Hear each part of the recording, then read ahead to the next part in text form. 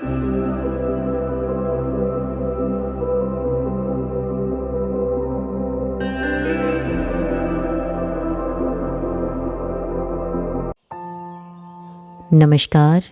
आप सुन रहे हैं सुनो कहानी यूट्यूब चैनल। आज की कहानी का नाम है स्पर्धा।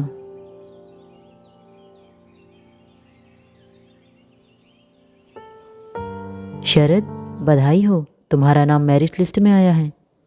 तुम्हें भी बधाई हो, पास हो गई हो। शालिनी प्रसन्नता से खिल उठी। शरद, अब तुम किस विषय में विशेष योग्यता प्राप्त करोगे?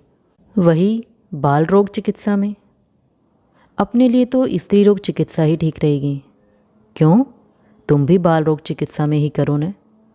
अरे इससे क्या लाभ, पति पत्नी में ही स्पर्धा हो जाएगी।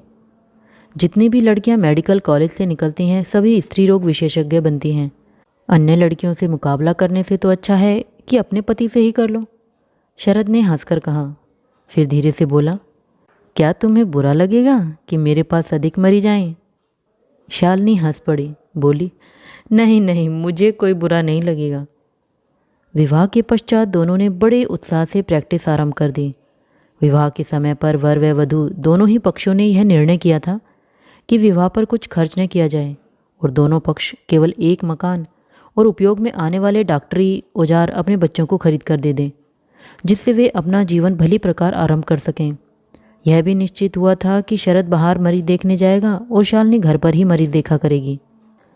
एक बार शरद की तबीयत कुछ ठीक नहीं थी, अतः उसने शालिनी से कहा कि वह उसके मरीजों को देख आए। शालिनी मरीज देखकर रात को 8 बजे घर पहुंची तो शरद ने उससे पूछा, इतनी देर कैसे लगा दी? केवल 6-7 घरों में ही तो जाना था।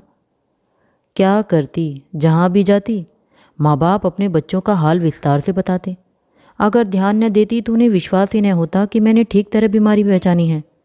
अतः सब सुनना पड़ता है और कहीं कहीं तो माँ बीमार बच्चे के अतिरिक्त अन्य बच्चों की भी छोटी मोटी तकलीफ़ों की चर्चा करने लगती है। उनके लिए भी कुछ बताना पड़ता है। यदि अब कभी जाना पड़े तो यह ध्यान रखना कि समय का भी कुछ मूल्य होता है। 5 मिनट लगाओगी तब भी उतनी ही फीस मिलेगी, आधा घंटा लगाओगी तब भी उतनी ही मिलेगी, और जिस बच्चे के लिए फीस मिलती है उसे ही देखा करो। यद्यपि शालिनी शरद के तर्क से सहमत न हुई, फिर भी हंसकर बोली, पर मुझे उनकी यह निराशा भी तो दूर करनी थी कि तुम्हारे स्थान पर मैं पहुंचती हूँ। यह तर्क सुनकर शरद चुप हो गया। फिर बोला, तुम्हें तो बाहर के मरीज देखने इसलिए भेजा था कि मुझे कुछ आराम मिलेगा, परंतु आज यहाँ बड़ी भीड़ इकट्ठा हो गई थी। 2-2.5 घंटे तक सिर खुजाने का भी अवकाश न मिला। दूसरे दिन शरद अपने को काफ़ी स्वस्थ अनुभव कर रहा था, अतः उसने सोचा कि बाहर घूम आए। वह तैयार होकर जा ही रहा था कि टेलीफोन की घंटी बजी। उसने चोंगा उठाया। कोई मिस्टर पांडे थे।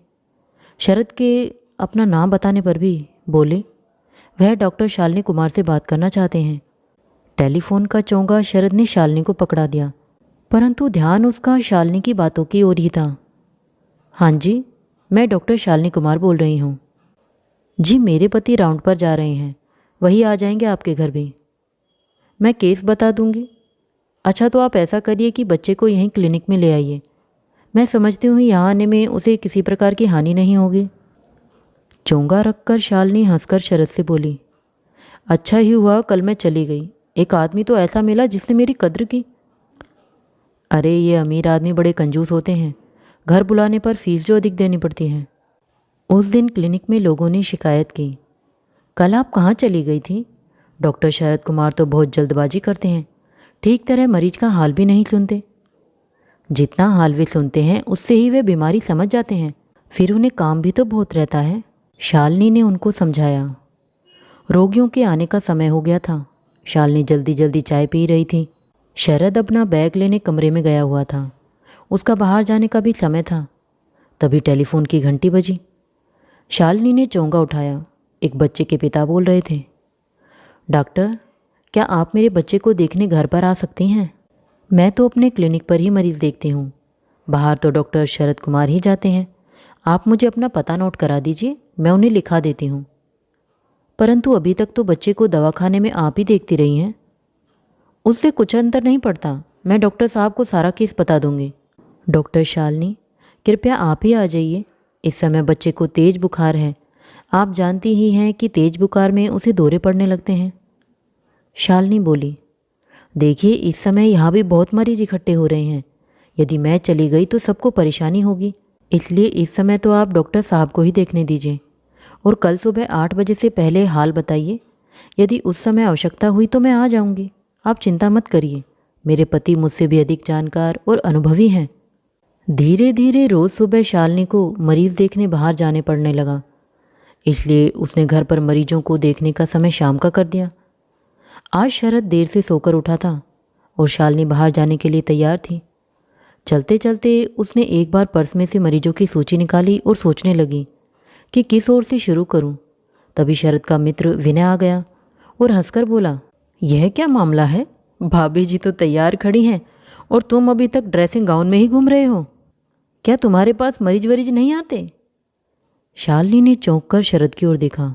उसका मुंह बिल्कुल लाल हो गया था, जैसे किसी ने थप्पड़ मारा हो। आंखों में पीड़ा झलक आई थी।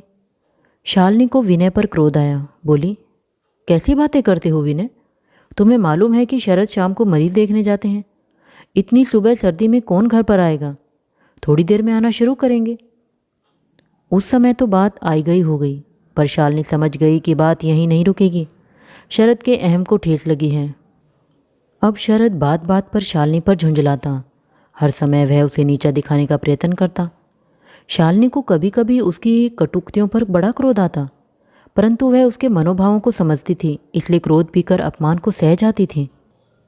उस दिन सर्दी अधिक थी। घर पर बहुत सारे मरीज इकट्ठे हो गए थे। काम की अधिकता व सर्दी के परिणाम स्वरूप शालिनी की तबीयत भी कुछ ठीक नहीं थी, परंतु यह उसकी प्रकृति में न था कि वह आए हुए मरीजों के साथ लापरवाही करे। अतः देर होती जा रही थी। तभी उसने देखा कि शरद अपने मरीजों को देखकर घर आ रहा है। एक बार उसकी इच्छा हुई कि वह उसे बुलवा ले ताकि वह उसकी सहायता कर सके, परंतु फिर उसने यह समझ लिया कि इससे शरद के स्वाभिमान को ठेस लगेगी। उसने अपने दिल से यह विचार निकाल दिया। किसी तरह सब मरीज भुगत गए और वह उठ खड़ी हुई। उसके सर में बेहद दर्द हो रहा था। थकान से उसका अंग अंग दुख रहा था। घर के अंदर आई तो उसने देखा सारे घर में अंधेरा है। सोने के कमरे में शरद अंधेरे में ही लेटा है। शालिनी ने बिजली जलाई तो उसे देखते ही शरद उबल पड़ा। पता है तुम्हें इस समय क्या बजा है? 11 बज रहे हैं। यदि मरीजों के साथ व्यर्थ की बातें न कर, कभी कभी तुम यह स्मरण कर लिया करो कि तुम्हारा एक पति भी है, उसके प्रति भी तुम्हारा कुछ कर्तव्य है, तो क्या कुछ असंगत बात होगी? क्यों, क्या हुआ? क्या तबीयत ठीक नहीं है? शालिनी ने थके मन और थके शरीर से पूछा। क्या तुम मुझे इतना नालायक समझती हो कि अगर मेरी तबीयत ठीक नहीं होगी तो मैं अपना इलाज भी स्वयं नहीं कर सकता? शालिनी यह आक्षेप सह गई। बोली, गंगादीन कहाँ है? आपने खाना खा लिया? गंगादीन कहाँ है यह मालूम रखना मेरा काम है या तुम्हारा? आदमी विवाह करता है तो इस आशा से कि थका हारा घर आएगा तो पत्नी स्वागत करेगी, समय पर खाना मिलेगा, परंतु यहाँ तो घर घर सा ही नहीं लगता। यह शालिनी के गृहिणीत्व पर चोट थी। वह सह न सकी। शरद, तुम्हें क्या हो गया है? सहने की भी कोई सीमा होती है। तुमसे इतना तो नहीं हुआ कि जल्दी आ गए थे तो बाहर आकर मेरी सहायता कर देते या इस समय मेरी थकान का ख्याल रखते। उल्टे ताने उलाने दे रहे हो। यदि तुम्हें शिकायत है तो मैं प्रैक्टिस छोड़ दूंगी। जिस काम से हमारे दाम्पत्य जीवन पर संकट आए उससे मुझे जरा भी लगाव नहीं है। आराम से घर बैठूंगी। तुम तो प्रैक्टिस छोड़ने को तैयार हो, परंतु प्रैक्टिस भी तुम्हें छोड़ेगी? ऐसे ही डॉक्टर मरीजों को कहाँ मिलेगी जो उनसे घंटों बातें करे? घंटों बातें न करूं तो उनका विश्वास कैसे प्राप्त करूं? रोग के साथ रोगी को भी समझना पड़ता है। ओह, कल तक तो तुम मेरे पास सहायता के लिए दौड़ी आती थी। शरद, यह समझा दो, इसके नोट्स दे दो, और आज तुम्हें इतना घमंड हो गया है कि मुझे लेक्चर दे रही हो। जो बात मेरी समझ में नहीं आती थी उसे तुमसे पूछने में मैंने कभी लज्जा का अनुभव नहीं किया। फिर आज जब मेरी प्रैक्टिस अधिक चल रही है तो तुम क्यों अपना अपमान समझ रहे हो? आदमी तरक्की करता है अपनी कमियां दूर करके। दूसरों को नीचा दिखाने से किसी को कुछ लाभ नहीं होता। शालिनी कमरे से बाहर निकल आई। उसे लग रहा था इस वाक युद्ध का कहीं अंत नहीं, और फिर दोनों के मुंह से ऐसी बातें निकलेंगी जिनके कारण बाद में पश्चाताप करना पड़ेगा। आवेश के कारण वह कांप रही थी। थोड़ी देर तक दूसरे कमरे में वह एक कुर्सी पर बैठी रही। फिर उसने स्वयं को कुछ स्थिर किया और नौकर को बुलाने के लिए घंटी बजा दी। इस विस्फोट के बाद शरद कुछ शांत व किन्हीं विचारों में डूबा रहा, परंतु शालिनी के व्यवहार और स्वभाव में कोई अंतर नहीं आया। एक दिन फिर उसके पास श्री पांडे आए। उनके साथ उनका 7 वर्ष का पुत्र भी था। यह बच्चा शालिनी के प्रिय मरीजों में से था, बहुत बातूनी और चंचल, परंतु बुद्धिमान। उसके पिता ने बताया कि जब से उसका टाइफाइड ठीक हुआ है वह कुछ हकलाने लगा है। शालिनी कुछ देर सोचती रही, फिर बोली, आप इसे कल शाम 4:30 बजे ले आएं। मेरे पति डॉक्टर कुमार को इस बारे में मुझसे अधिक अनुभव है। कल मैं उनसे आपका परिचय करा दूंगी, वह अच्छी तरह इलाज कर सकेंगे। शालिनी ने जल्दी ही अपना काम समाप्त कर लिया और अंदर आ गई। सौभाग्य से गंगादीन ने खाना भी स्वादिष्ट बनाया था। भोजन के पश्चात शरद ड्राइंग रूम में आकर बैठ गया। एक नई चिकित्सा पत्रिका आई थी, उसे उलट पुलट कर देखने लगा। वातावरण उपयुक्त समझकर शालिनी उसके पास सोफे पर आकर बैठ गई और कुछ धीरे से बोली, शरद, आज एक बच्चा आया था, उसे टाइफाइड हो गया था। वैसे तो अब वह बिल्कुल ठीक है, परंतु कुछ हकलाने लगा है। उसका कारण व इलाज मेरी तो समझ में नहीं आया। मैंने उसके पिता से उसे कल 4:30 बजे लाने के लिए कहा है, जिससे तुम उसे देख सको। शरद कुछ देर तक कुछ नहीं बोला। वह शालिनी की शक्ल देखकर उसके मनोभावों को पढ़ने का प्रयत्न करता रहा, फिर बोला, उन्हें फीस बता दी। शालिनी विचलित हो उठी, फिर अनूने भरे स्वर में बोली, शरद, उनसे तुम फीस की बात मत करना। बीमारी में पहले ही उनका बहुत खर्चा हो चुका है, फिर मेरी फीस तो वे दे ही रहे हैं। शरद के चुप रहने पर शालिनी में कुछ उत्साह आया, हंसकर बोली, और शरद, पांडे को एक आदत पड़ी हुई है। वह बच्चे का हाल उसके जन्म से लेकर अब तक न कह ले, उन्हें चैन नहीं आएगा। तुम झल्ला मत जाना, बच्चा भी बड़ा बातूनी है। तुम उनसे कुछ देर बातें करोगे तो तुम्हें भी अच्छा लगेगा। बिना फीस के मैं इतना समय क्यों बर्बाद करूँगा? तुमने व्यवसाय ही ऐसा चुना है जिसमें सेवा ही धर्म है। जब तुम मरीजों का दिल जीत लोगे तो धन स्वयं तुम्हारे पास खींचा चला आएगा। शरद उत्तर न देकर पुनः अपनी पत्रिका में उलझ गया। ठीक 4:30 बजे मिस्टर पांडे अपने पुत्र को लेकर आ गए। शालिनी ने शरद से उनका परिचय कराया। उसे यह देखकर अत्यंत प्रसन्नता हुई कि शरद का व्यवहार उनसे मित्रतापूर्ण है। बच्चे के भोलेपन और उसकी प्यारी बातों ने भी शरद को प्रभावित किया। जब उसके पिता हाल कह रहे थे, शरद ने अपनी आदत के अनुसार बीच में ही नुस्खा लिखने के लिए कलम खोलना शुरू कर दिया। तभी शालिनी की अनूने भरी आंखों पर उसकी निगाह पड़ गई और वह रुक गया। बीच बीच में वह बेसब्र हो उठता, पर शालिनी की ओर देखकर चुप हो जाता।